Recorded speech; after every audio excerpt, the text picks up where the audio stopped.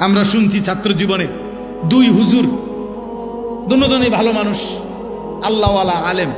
তো একদিন বিকালবেলা আসরের পরে হাঁটতেছেন, তখন সকাল থেকে ওই দিন বৃষ্টি হইতেছিল, এই গুড়ি গুড়ি বৃষ্টি, অল্প অল্প কুদ্দুর কুদ্দুর হয়, কুদ্দুর থামে, আবার হয়, এই হালকা হালকা বৃষ্টি হচ্ছিল সারাদিন। তো উনি স্বাভাবিকভাবে এই হুজুর ওই আলেমকে বলতেছিলেন যে কি যে শুরু হইলো সারাটা দিন, ওইলে একবারে ওই এলাই তো বৃষ্টি, বুঝেন নাই, একটু একটু করে হয়। তখন এই আলেমে দিন ওনারে বললেন, কি খবর হুজুর, বুদ্ধিটা কারে দিলেন, পরামর্শটা কাকে দিলেন যে একবারে বৃষ্টি হয়ে গেলে ভালো হইতো, এই বুদ্ধিটা দিছেন কাকে? কাকে? আল্লাহকে বুদ্ধি দিছে না তো আপনি আল্লাহরে বুদ্ধি দিবার কি?